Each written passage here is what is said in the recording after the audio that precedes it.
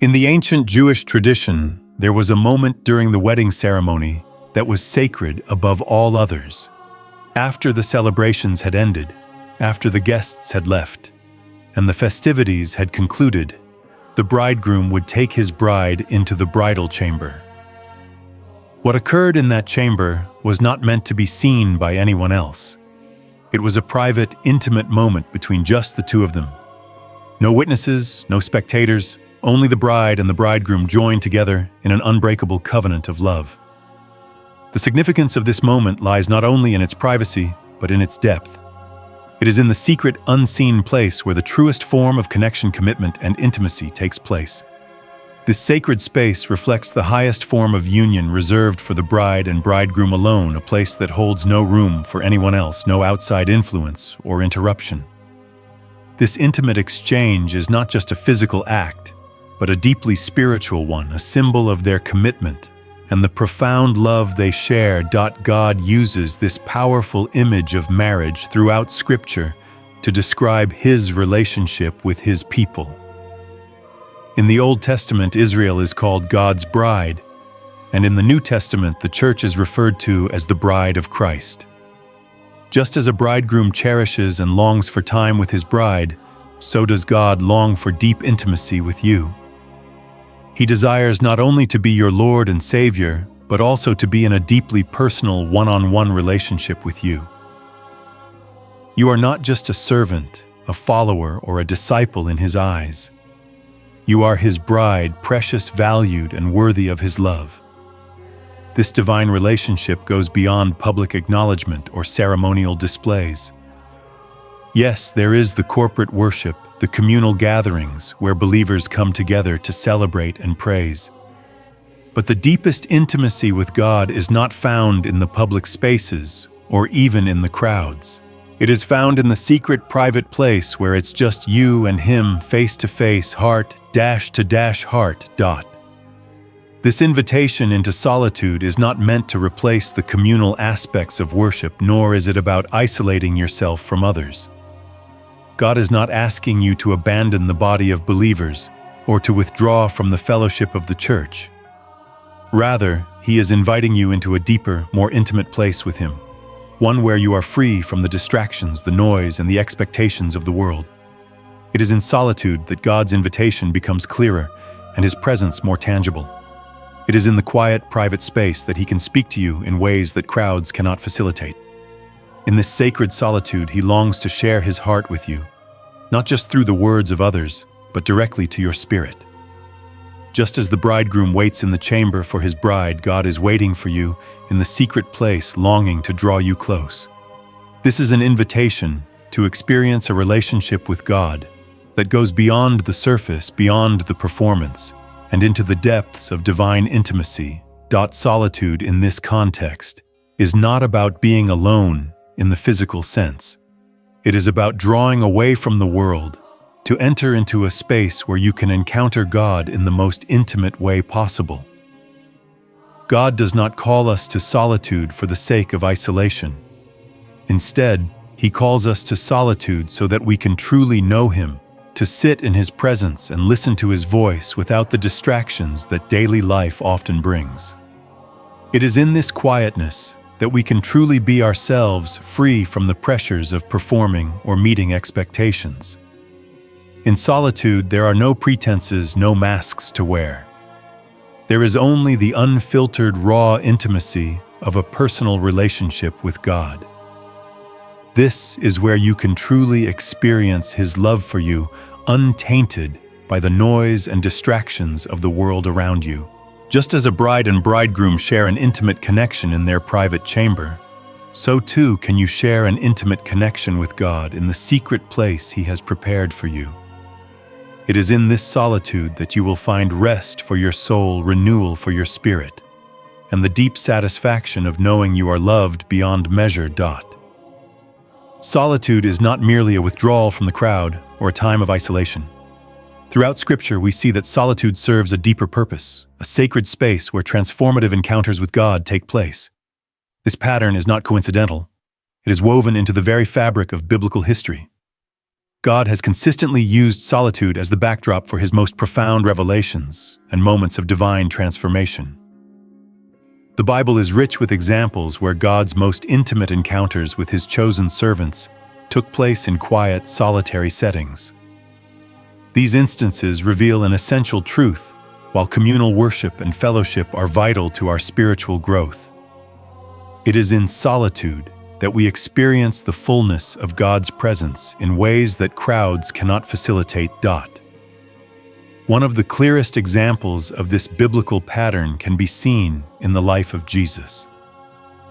In Matthew 14:23, after feeding the multitudes and witnessing the people's adoration, Jesus understood the need to step away. He went up on a mountainside by himself to pray. This moment of retreat was not a sign of weariness or disconnection from the people, but rather a deliberate choice to seek the Father's presence in solitude. Jesus knew that his strength and clarity came from moments spent alone with God. It was in this solitary place that he was able to commune with his Father, receive divine guidance, and prepare himself for the challenges that lay ahead. Jesus' repeated withdrawal into solitude, whether before major decisions, after intense ministry moments, or in the midst of overwhelming pressure, serves as a pattern for us. Solitude was not a luxury for Jesus. It was a necessity for his ministry and his personal relationship with God. Similarly, Moses, one of the most pivotal figures in Scripture, was called into solitude to experience God's transforming presence. In Exodus 24:18, Moses entered the cloud as he went up the mountain and remained there alone for 40 days and 40 nights. It was during this time of complete solitude that Moses received the 10 Commandments, God's covenantal law that would shape the future of Israel. This was not a fleeting retreat. It was an extended period of immersion in God's presence. Moses was not isolated for the sake of isolation, but was drawn into a deep personal encounter with God. And in that solitude, God revealed himself in a way that would forever alter Moses' life and the destiny of the nation of Israel. The experience was so profound that when Moses descended the mountain, his face shone with the glory of God. Exodus 34:29, a visible testament to the life-changing power of intimate solitude with God. Elijah quote, "This encounter in solitude is another powerful example." In 1 Kings 19, after Elijah's dramatic confrontation with the prophets of Baal on Mount Carmel, he fled into the wilderness feeling defeated and exhausted. It was in the solitude of a cave that God spoke to him, not through the grandiose manifestations of wind, earthquake, or fire, but in a gentle whisper. 1 Kings 19:12. In that moment of silence, God provided Elijah with the direction he needed for his next assignment. The solitude in the cave did not just offer physical rest, it provided emotional and spiritual renewal. In the quiet, God met Elijah in his deepest need, not with rebuke, but with tender, quiet reassurance. The whisper of God in the solitude was a life-changing moment for Elijah, one that shifted his perspective and renewed his sense of purpose. The Apostle Paul, too, demonstrates the importance of solitude in the development of his ministry. In Galatians 1:17, Paul shares that after his conversion, he went into Arabia, where he spent 3 years in solitude before beginning his public ministry. This time alone with God was foundational for Paul. It was during these years that he received direct revelation from God regarding the gospel message he was called to preach. Paul did not rush into ministry seeking the approval of others or relying on human wisdom. Instead, he spent years alone with God, allowing God to shape and define his calling. Paul's ministry, which transformed the early church, was built on the foundation of his solitary encounter with God. The time Paul spent in Arabia was not a period of inactivity, but a deep, intentional season of divine preparation. It was in solitude that Paul was equipped for the challenges ahead, and in solitude that his understanding of God's calling was refined. These examples, Jesus, Moses, Elijah, and Paul, demonstrate a clear biblical pattern. Transformative encounters with God often happen in solitude. The scriptures are full of instances where God's chosen servants withdrew from the crowds to encounter Him in private. And these encounters were often the turning points in their lives and ministries. But why does God use solitude in such a profound way? Why is it that some of the most significant moments in Scripture occur when these individuals are alone, away from the distractions of the world? The answer lies in the nature of intimacy. Intimacy, by its very definition, requires privacy. Just as the bridegroom and the bride share their most intimate moments in the bridal chamber, so too do we as God's people experience the deepest intimacy with Him in solitude. The public ceremonies, the corporate worship, the gatherings with fellow believers. They are all essential aspects of our spiritual life, but they cannot replace the face-to-face, unfiltered encounter with God that happens in the secret place.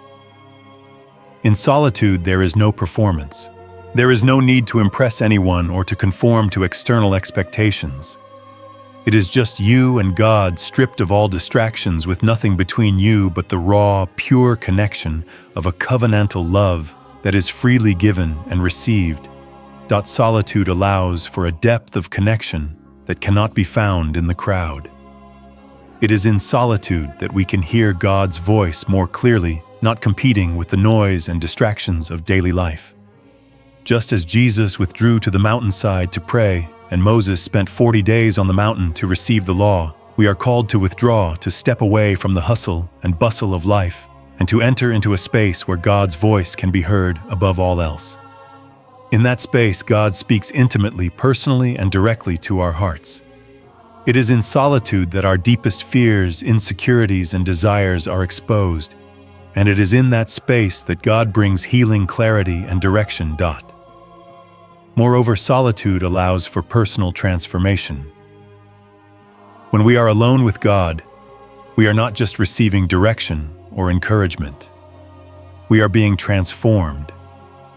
Just as Moses' face shone with the glory of God after his time alone on the mountain, so too does our time in solitude with God mark us. It is in the secret place that our identity is shaped. It is where God reveals our true selves, our calling, our purpose, and the fullness of who we are in Him. In solitude, we do not merely encounter God in a passive way. We are shaped by His presence, refined in the quiet, and transformed into the people He has called us to be. In this section, we have seen how the biblical pattern of solitude was not an isolated practice, but a vital part of the spiritual lives of those who sought to follow God's calling. From Jesus to Moses, Elijah to Paul, solitude was a space where they encountered God in transformative ways, and it is no different for us today. Solitude is not just a practice for biblical figures. It is a divine invitation for each one of us. God is calling us into a space of intimacy and encounter a space where our relationship with Him can deepen, where our identity can be formed, and where His voice can be heard clearly. Solitude is not about avoiding others or retreating from the world. It is about stepping into the private chamber where God, the bridegroom, is waiting for us, longing for an intimate, unfiltered encounter. It is in that space and that space alone that we can truly be transformed. As we explore the transformative power of solitude, it's essential to distinguish between healthy solitude and unhealthy isolation, as they can often be confused, yet they have vastly different effects on our spiritual and emotional well-being. Healthy solitude is a divine invitation to withdraw temporarily in order to experience personal renewal and intimacy with God. It is a purposeful retreat, a time set apart to reconnect with our Creator, realign our hearts with His will, and gain fresh perspective. This kind of solitude is intentional, and it serves to strengthen the individual for their return to community and service. In solitude, we are not running away from the world or from our responsibilities. Rather, we are drawing close to God, seeking clarity and spiritual nourishment so that we can pour into others more effectively. Solitude, when embraced with the right heart, becomes a tool for growth, rest, and preparation. It is a time of healing, rejuvenation, and transformation, where the distractions and noise of the world are silenced, and the stillness allows us to hear God's voice more clearly. In this sacred space, we are renewed in mind, body, and spirit, ready to re-enter the world with greater purpose and strength. However, it's crucial to recognize that solitude, when not approached with the right mindset, can quickly slip into unhealthy isolation. Isolation, unlike solitude, is marked by withdrawal that leads to disconnection not only from others, but from God Himself. It is often an attempt to escape from problems, relationships, or even the pain of dealing with unresolved emotions. Isolation thrives on fear, shame, and avoidance, and it often leads to an inner emptiness that cannot be filled through solitude alone. When we retreat from others out of fear or insecurity rather than for renewal, we risk developing spiritual pride, self-righteousness, or a distorted sense of identity. In these times, we may begin to isolate ourselves because we believe we are too good for others or feel unworthy of their company. This kind of isolation builds walls around our hearts, keeping us from experiencing the very community and fellowship that God has designed for our growth and healing. The difference between healthy solitude and unhealthy isolation lies in the heart's intention. Healthy solitude is an invitation from God to meet with Him one-on-one, to receive guidance, strength, and peace for our lives. Isolation, however, is a decision driven by avoidance, fear, and the desire to escape discomfort. While solitude draws us closer to God and prepares us for healthy relationships, isolation causes us to retreat further into ourselves, often making us more vulnerable to spiritual attack. It is in these moments of isolation that we must be especially vigilant and aware of the warning signs.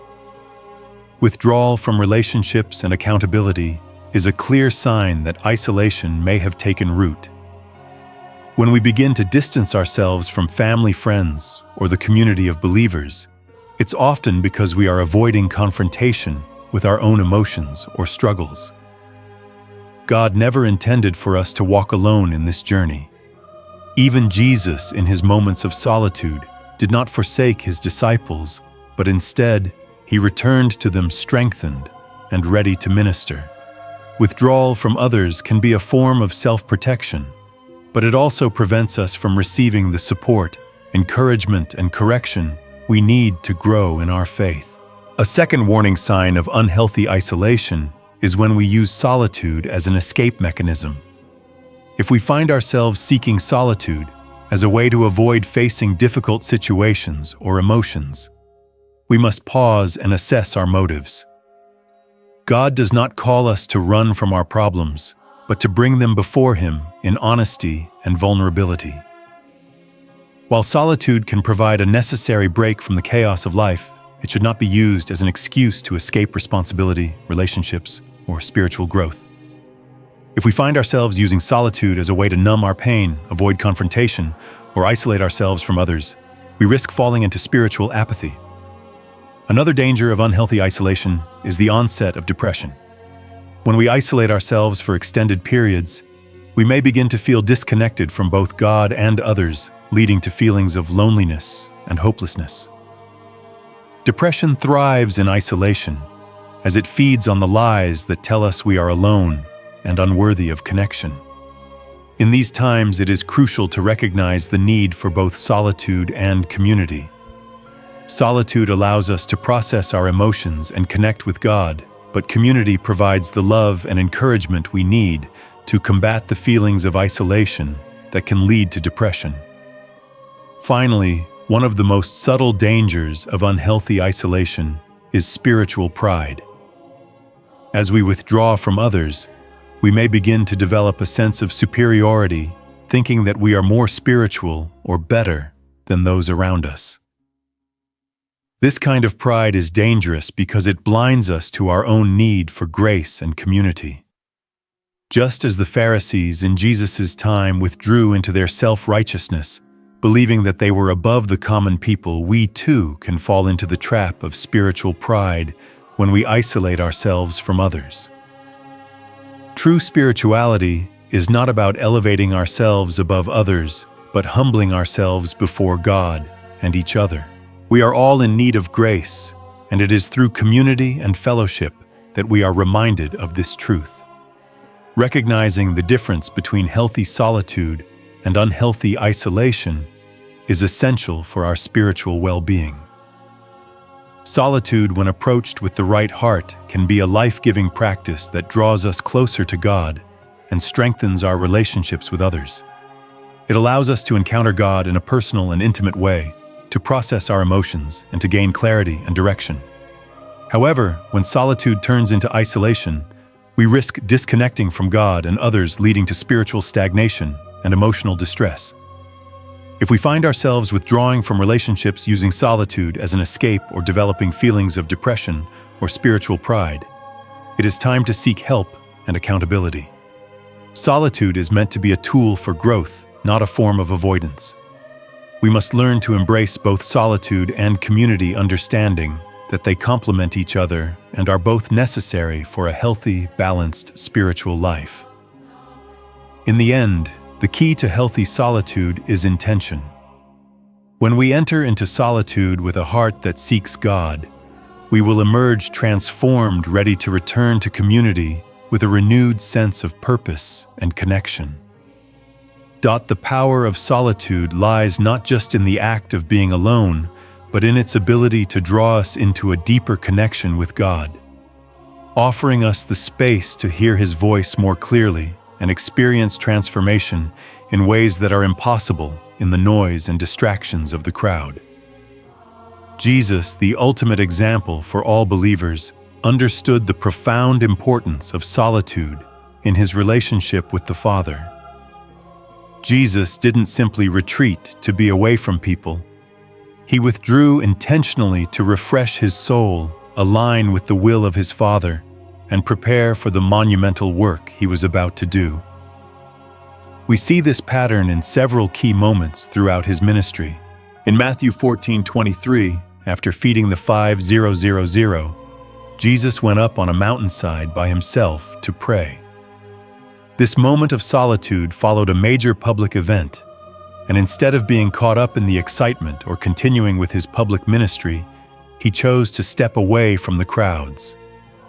He understood that no matter how significant the moment or how urgent the task, personal renewal through solitude was essential.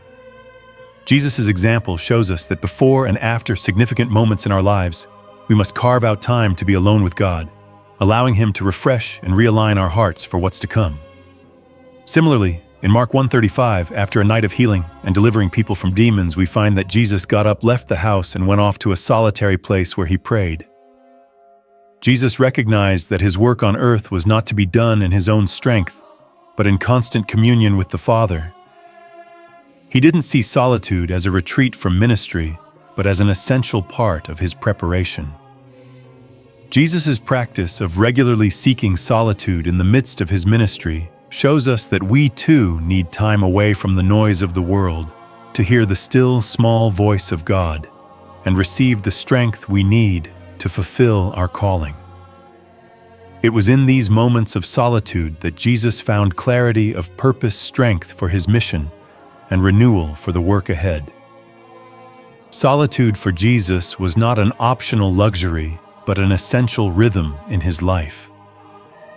His example invites us to follow suit, retreating to quiet places where we can lay our burdens before God, seek His guidance, and be strengthened for the tasks ahead.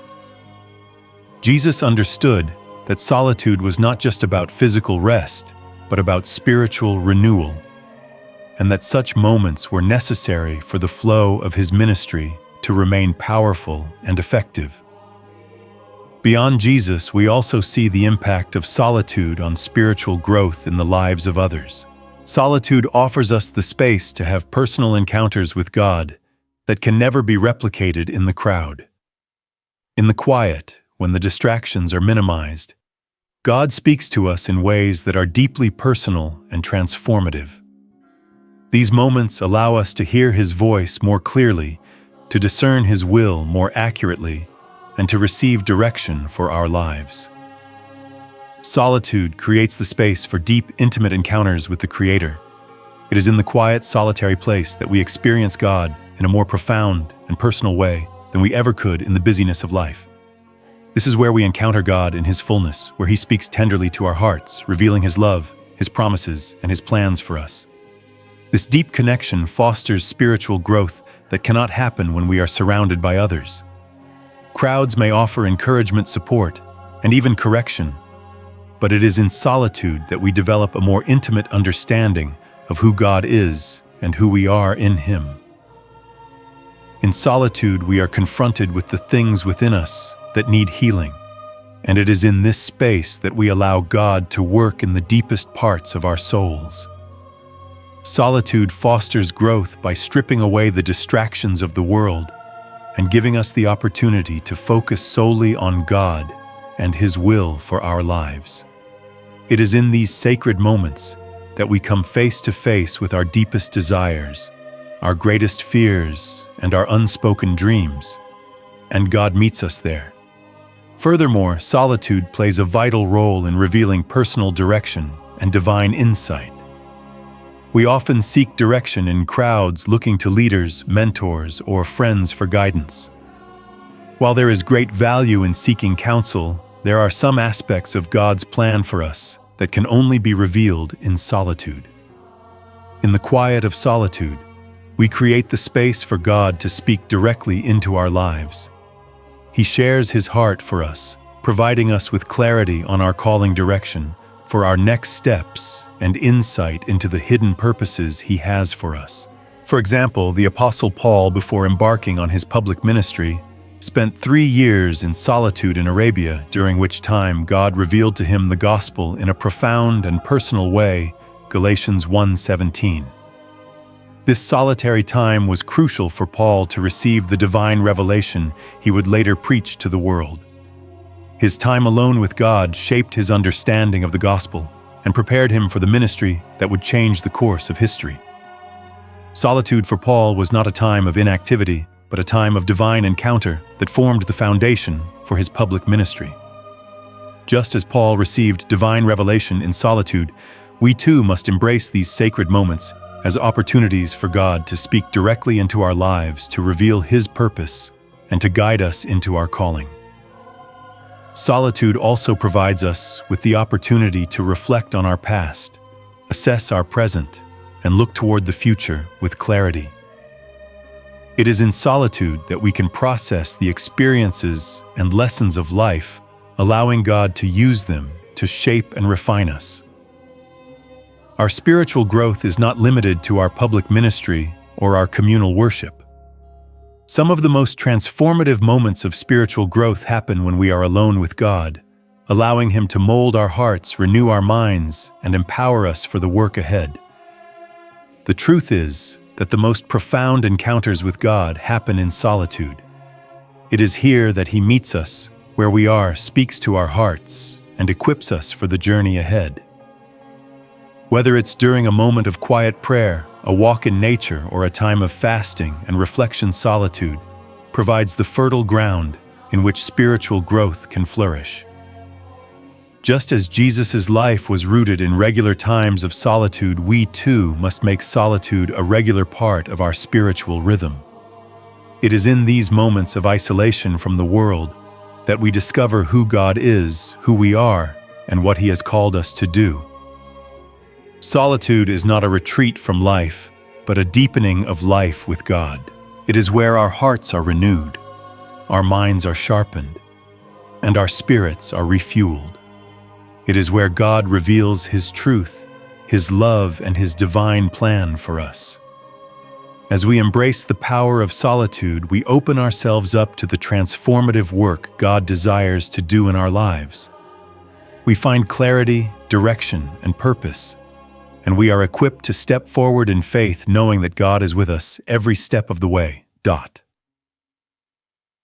As we move deeper into understanding the power of solitude, we must recognize the 5 transformative outcomes that arise when we intentionally step away from the noise of the world and draw close to God in the quiet. These outcomes not only shape our relationship with God, but also have the profound ability to transform our hearts, minds, and spirits. They allow us to encounter God in ways that are impossible in the busyness of life and provide us with divine direction, clarity, and personal growth. The first transformative outcome of solitude is the ability to hear God's whisper. In a world filled with noise, distractions, and constant stimulation, hearing God's voice can feel like an impossible task. However, solitude creates a sacred space where God's voice can be heard more clearly, where His whispers of guidance, encouragement, and correction are not drowned out by the hustle and bustle of life. Just as Elijah experienced in 1 Kings 19:12, when he withdrew to the cave after a mighty display of God's power, he did not hear God in the earthquake, the fire, or the wind. Instead, he heard God in a gentle whisper. It was in that stillness, in the quiet of his solitude, that Elijah received the clarity he needed to continue on his mission. This example reveals that sometimes the most profound messages from God come in the quietest moments.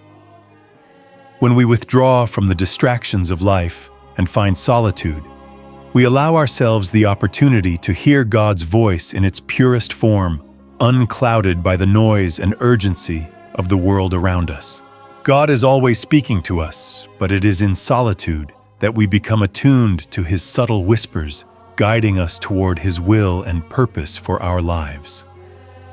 The second transformative outcome of solitude is the opportunity to face the truth. In solitude, God exposes the things that busyness often conceals: unconfessed sin, unresolved issues, and areas of spiritual growth that we might be avoiding. When we withdraw into the quiet, there are no distractions to keep us from confronting the things that we would rather ignore. Solitude allows us to face the truth about ourselves, our relationships, and our spiritual journey. As Psalm 139:23-24 expresses, "Search me, O God, and know my heart. Test me and know my anxious thoughts. See if there is any offensive way in me and lead me in the way everlasting." In solitude, God searches our hearts, revealing areas of brokenness, sin, or fear that we may have buried beneath the surface. These are the places where healing and transformation can occur, but only if we are willing to face the truth that God uncovers.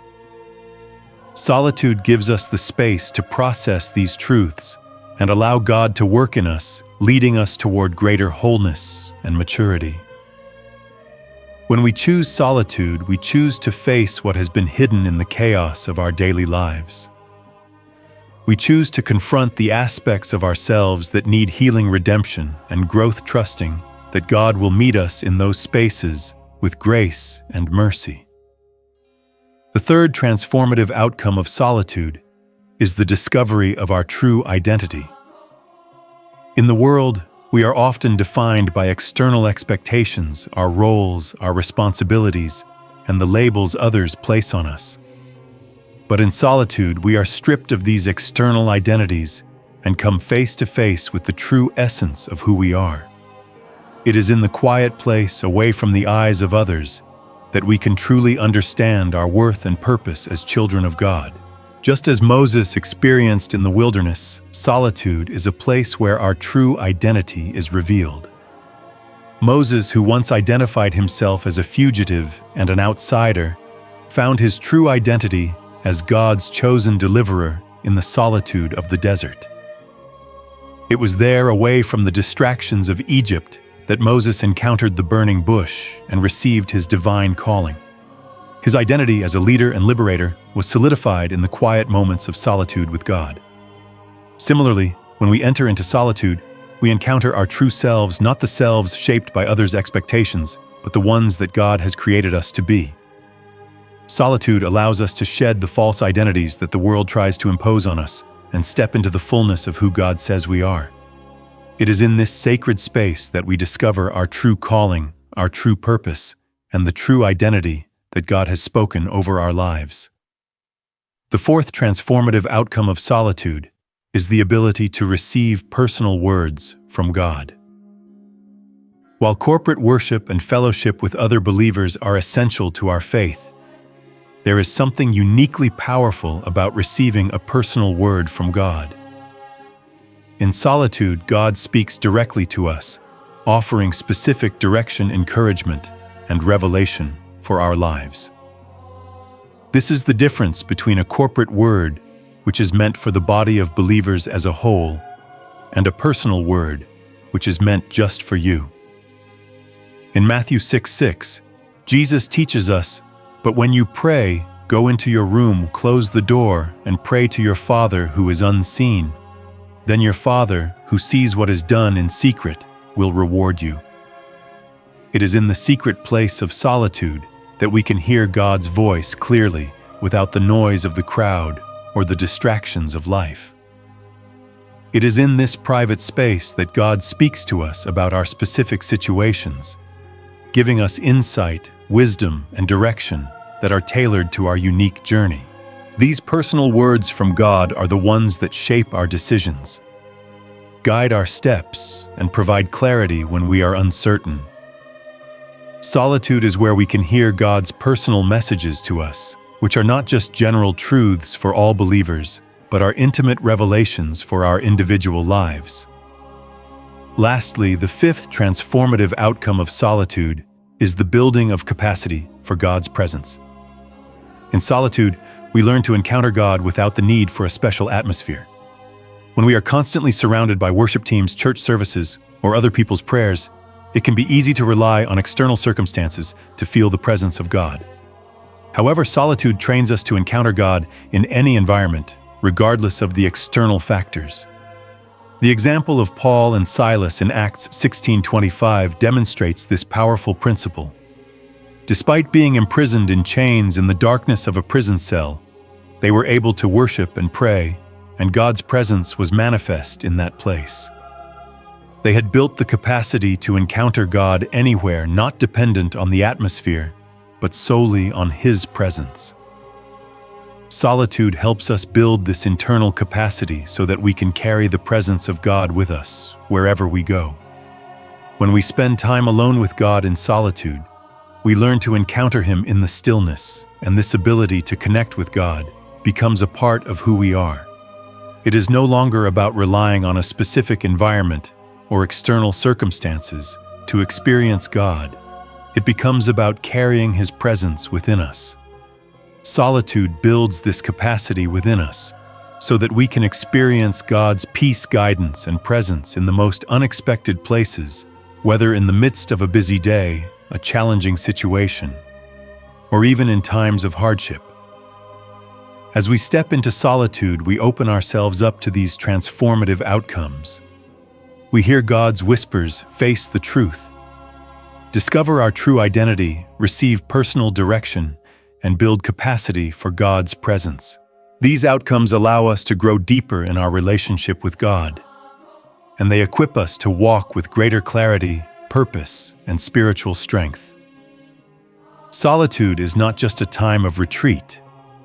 It is a time of profound spiritual transformation, where we encounter God in the most personal and life-changing ways.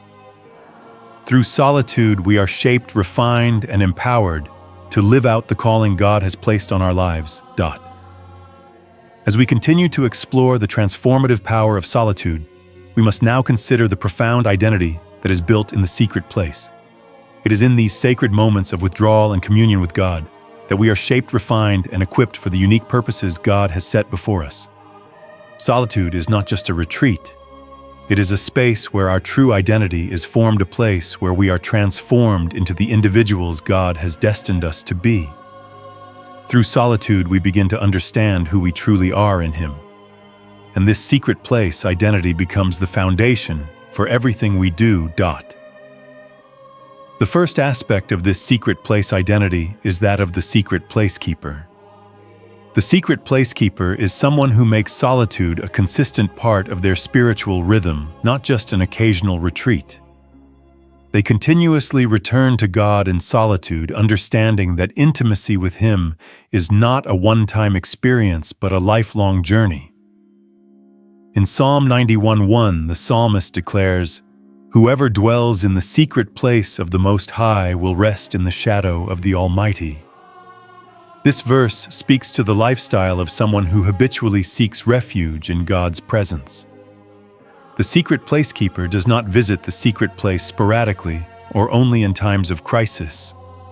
They live in it, returning to it regularly, making it a constant source of renewal and strength. It is in this place that they find true rest and restoration. The individual who dwells in the secret place has learned the importance of consistent time alone with God. They have established a rhythm of retreating from the world to meet with the Creator, seeking His guidance, love, and strength. This habit of returning to the secret place forms a deep, lasting relationship with God that sustains them through the challenges of life. The more we return to God in solitude, the more deeply we come to understand His heart, and the more closely we align ourselves with His will. Next, we encounter the desert-trained warrior, a powerful identity that forms in solitude. The desert-trained warrior is someone who has spent significant time alone with God, learning dependence, endurance, and authority. This identity is shaped in the wilderness, a place of solitude where God refines us and prepares us for the battles ahead. In the wilderness, we are stripped of all our self-reliance and forced to trust completely in God. The desert is where our faith is tested and strengthened, and it is in this sacred solitude that we learn to lean on God's strength rather than our own. Moses, David, Jesus, and Paul all exemplify the transformation that occurs when an individual spends time alone with God, learning to depend on Him for everything. Moses spent 40 years in the desert before he was called to lead the Israelites out of Egypt, and during that time God prepared him for the monumental task ahead. David, as a young shepherd, learned to trust in God's provision and protection while alone in the fields with his sheep. Jesus, too, spent time in the wilderness, being tempted and strengthened by God before he began his public ministry. And Paul, after his conversion, withdrew to the desert for 3 years, receiving direct revelation from God before he ever preached the gospel publicly. These individuals became warriors in God's kingdom because they were forged in the solitude of the desert, where they learned to rely fully on God. The desert-trained warrior is someone who has been tested and refined in the secret place, someone who knows the depth of their reliance on God, and who walks in the authority that comes from those private encounters with Him. Another powerful identity that forms in the secret place is that of the bride in the chamber. Solitude is not only about preparing for battles or strengthening our faith. It is also about deepening our intimate relationship with God. The bride in the chamber is an individual who experiences the deepest covenant love in private communion with God. Just as a bridegroom desires time alone with his bride, so does God long for intimate moments with His people. In Song of Solomon 4:12, the bride is described as a garden locked up, my sister, my bride, a picture of something beautiful, set apart, and reserved for the bridegroom alone. This image speaks to the deep personal connection God desires with each of us in the secret place. It is in the solitude of our hearts that we experience the fullness of God's love, uninterrupted, unfiltered, and pure. God is not simply inviting us to serve Him or to follow Him. He is inviting us into an intimate covenantal relationship where we are His beloved. In the secret place, we are not just His servants or followers. We are His bride, deeply loved and cherished. The bride in the chamber understands the beauty of this intimacy, and she seeks solitude with God, not out of duty, but out of deep desire. She longs to be with her bridegroom, to experience his love, and to respond to him with a heart full of devotion. Solitude in this sense becomes an act of love, a place where we are not only shaped and renewed, but also where we deeply encounter God's affection and love for us. The fourth identity that is formed in solitude is the still water soul. When we spend time alone with God, we are given the gift of inner peace. Solitude stills the chaos of the world and calms the storms within our hearts. As Psalm 23:2 says, "He makes me lie down in green pastures, he leads me beside quiet waters." The still water soul is someone who has encountered the peace of God in the secret place, and who carries that peace with them wherever they go. In solitude, we learn to quiet our anxious thoughts and to rest in the presence of God. It is in these moments of stillness that God restores our souls, giving us a sense of peace that transcends understanding. The still water soul is not easily swayed by external circumstances. They are grounded in God's peace, and their hearts are anchored in His presence. This peace allows them to navigate the storms of life with calmness and trust, knowing that God is in control. When we cultivate a rhythm of solitude in our lives, we create space for God to still the noise inside us and replace it with His peace. We learn to quiet the turmoil of our minds and to rest in His loving presence, allowing His peace to fill every part of our being. Finally, the burning bush witness is an identity that forms in the secret place, just as Moses encountered the burning bush while alone in the wilderness. The burning bush witness is someone who is attentive to God's presence and able to witness the miraculous because they are present in the moment. In the crowd, it is easy to miss the miraculous because we are distracted by the noise around us. But in solitude, we are able to focus fully on God's presence, and it is in this space that we are able to see and hear the things others might miss. Just as Moses was the only one to see the burning bush witness is someone who is available to God, ready to receive His revelation and to witness His miraculous work. This identity calls us to be present and available to God in the secret place where we are not distracted by the demands of the world, but fully focused on His voice and His work. In solitude, we learn to listen attentively, to pay attention to the still, small voice of God, and to be present for the moments of revelation and transformation that He wants to bring into our lives.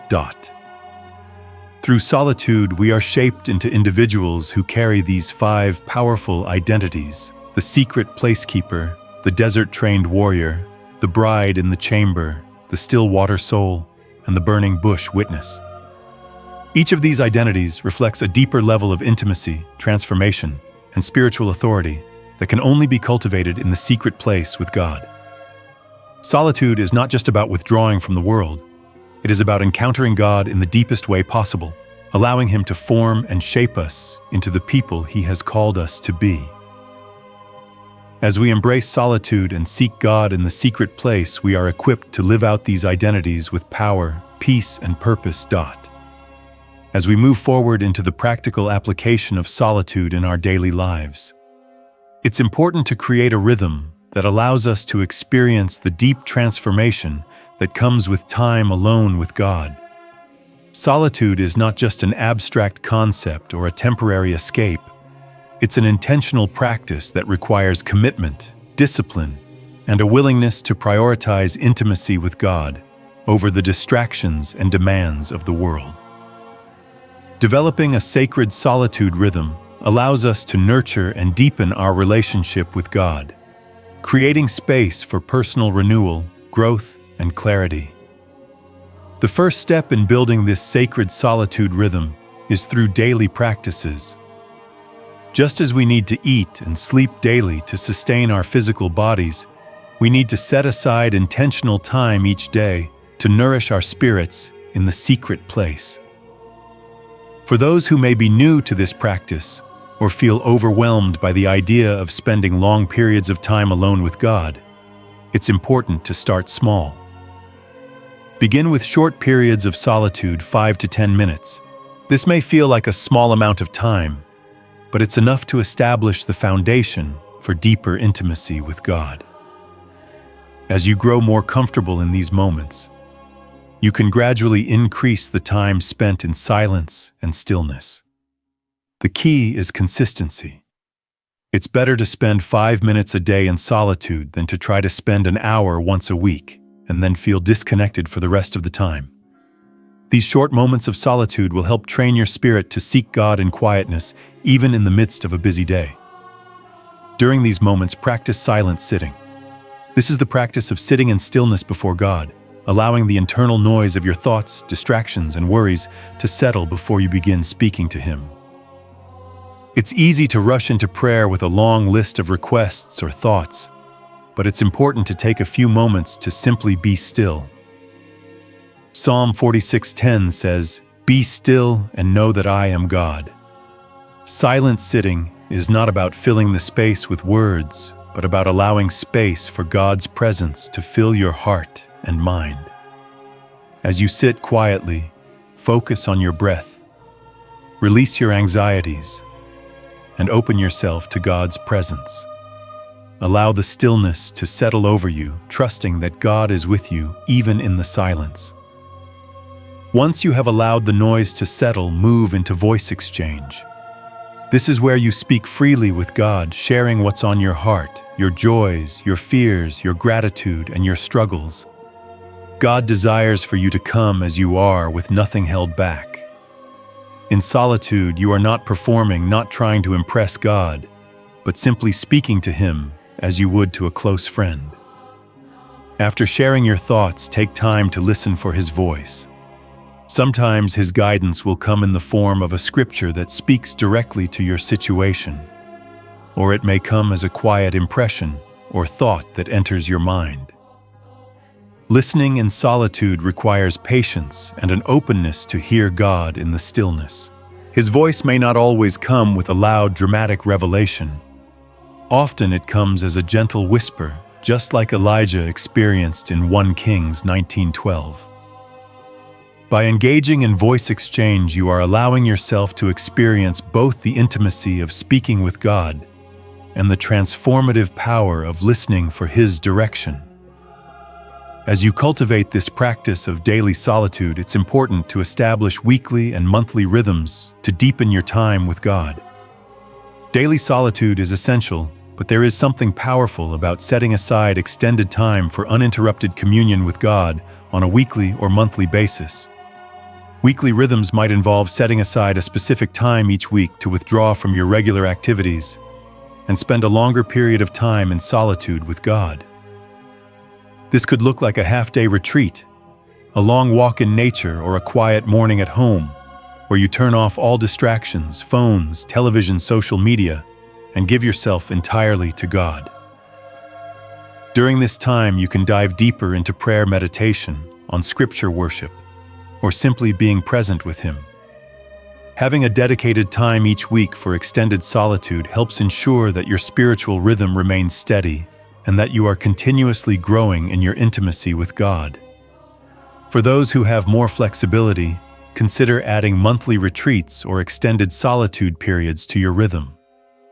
This could be a day or even a weekend away, where you disconnect from the busyness of life and intentionally seek time alone with God. The purpose of these retreats is not to escape from life, but to retreat into the presence of God, where you can listen for His voice, process what He's been revealing to you, and receive new vision and direction for the months ahead. These retreats provide an opportunity to go deeper into solitude, where you can focus on your spiritual growth and hear God's voice with greater clarity.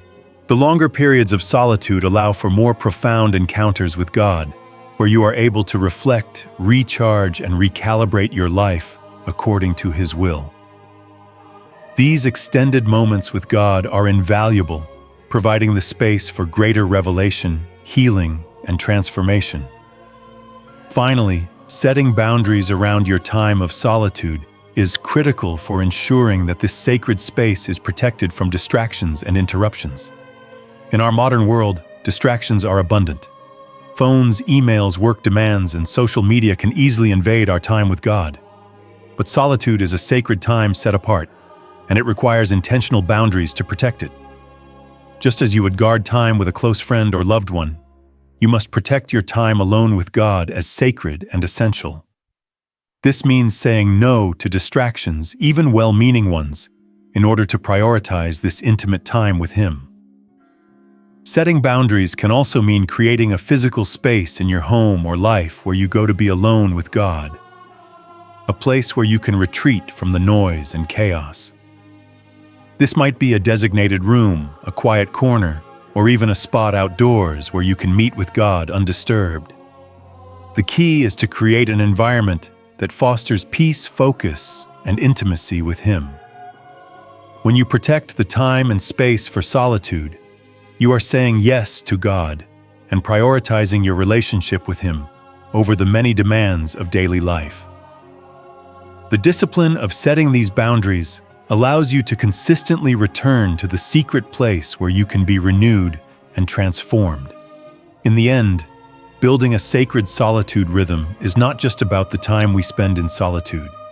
It's about the intention behind that time. It's about creating space for God to speak, to heal, and to transform us.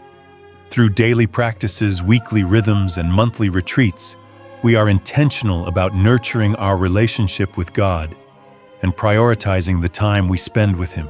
The boundaries we set around this sacred time allow us to enter the secret place with focus, anticipation, and devotion. When we make solitude a regular part of our spiritual rhythm, we align ourselves with God's purposes and create the space for deep personal transformation. As you embrace these practices and rhythms, you will find that your relationship with God deepens, your identity becomes clearer, and your spiritual growth accelerates. Solitude becomes more than just a practice. It becomes a way of life, a rhythm that brings you closer to God and enables you to live out your purpose with clarity, peace, and power. As we close this journey into the depths of solitude, it's essential to recognize that the secret place is not a space that God keeps from us, but rather a space that He has prepared specifically for us. The secret place is not locked to keep you out. It is locked to protect the intimacy that only you and God can share. God is already waiting there for you, longing for a genuine connection that is free from the distractions of the world. In this sacred place, God desires to see your face, to hear your voice, not in the performance of prayer, not in the presentation of yourself for others to see, but in the vulnerability of your heart, in the honesty of your spirit. He is not waiting for you to prove yourself or to fulfill expectations. He is waiting for you to respond to His invitation to come closer, to be still, and to experience His love in its purest form. The secret place is a gift, a place where the noise of life fades away, and you can hear the soft whisper of the bridegroom calling you by name. It is in this space that you find your truest self, not defined by the world or by others, but by the love and affection that God has for you. He is not absent or distant, but present, waiting patiently for you to come near, to sit with Him, and to open your heart to the intimacy that only He can provide. Now, the invitation to solitude is not just a call to discipline, it is an invitation to delight. Responding to God's call to the secret place is not a burden, but a privilege. It's easy to see solitude as something we should do or as a task to check off the list. But when we shift our perspective, we realize that it is in fact an invitation into a deep and personal relationship with the Creator of the universe. Solitude becomes a space where we can leave behind the demands of our daily lives and enter into a sacred rhythm of connection with God. The act of entering the secret place is not about fulfilling a requirement, but about responding to the deep longing that God has for you. His desire for you is greater than any task or obligation you may feel. God's invitation into solitude is not motivated by a need for more ritual or routine, but by a genuine, passionate desire to know you and to be known by you. It is an invitation to a deeper level of intimacy where we are no longer just doing for God, but being with Him. In this space, you are not just a servant, but a beloved bride, cherished, desired, and valued. Solitude shifts from being an act of discipline to an act of love, a moment of encounter where you are invited to share your heart and receive His in return. This shift in perspective opens the door to a transformative experience. It's no longer about fulfilling a spiritual obligation, but about embracing the relationship God desires with you. Solitude becomes a space where you are able to bask in God's presence, to hear His voice, and to be filled with the peace that only He can provide. You are invited to enter into a space of grace and intimacy, a space where nothing is hidden and where you are fully seen and fully loved.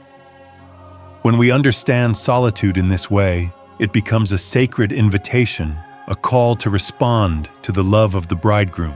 Just as a bride responds to the invitation of her groom, so too are we invited to step into the secret place, to enter into a place of intimacy where we can be transformed by God's love. As we embrace this invitation, it is important to take a moment to reflect on what it means to step into the secret place. It's not simply about the time we spend alone, but about the heart we bring to that time. It's about a willingness to be vulnerable, to set aside the distractions of life, and to fully engage with the one who has been waiting for us all along. God's invitation into solitude is not just for a select few or for a specific season of life. It is for all who are willing to respond. Whether you are in a season of joy or hardship, God is inviting you to come closer, to enter into a space of transformative love and intimacy with Him. So I encourage you now to take a step toward that invitation. Let's take a moment to pause and embrace this call to solitude in prayer.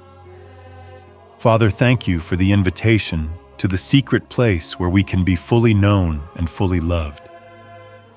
Thank you that you are not distant or absent, but present, waiting for us to come near.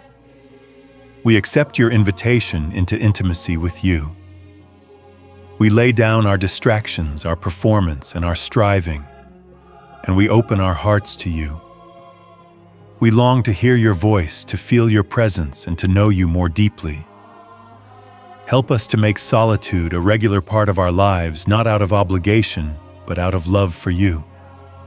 Teach us how to rest in your presence, how to hear your whispers, and how to embrace the identity you have for us in the secret place.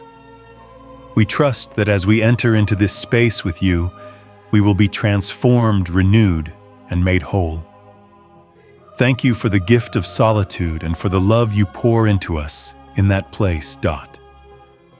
As you reflect on this call to solitude, I encourage you to share your commitment to seeking God in the secret place. In the comments below, declare your response to His invitation. Let this be your affirmation: I am coming. I am responding to the call of the bridegroom. I choose intimacy with God over the distractions of the world. Take a moment to write it down, to speak it aloud, and to commit your heart to this beautiful journey of solitude. God is waiting for you, and He is longing to encounter you in a deeper way than you've ever known. Remember, the secret place is not locked to keep you out. It is locked to protect the intimacy that only you and God can share. Embrace this time with Him as a sacred and essential part of your spiritual walk. The more you make solitude a habit, the more you will experience the transformative power of His presence. You are not alone in this journey. God is already there waiting for you. The secret place is a love letter, not an exam room. It is an invitation to be loved, known, and transformed. Go now and respond to His call. Step into the secret place and let God meet you there. The door is open, and He is waiting.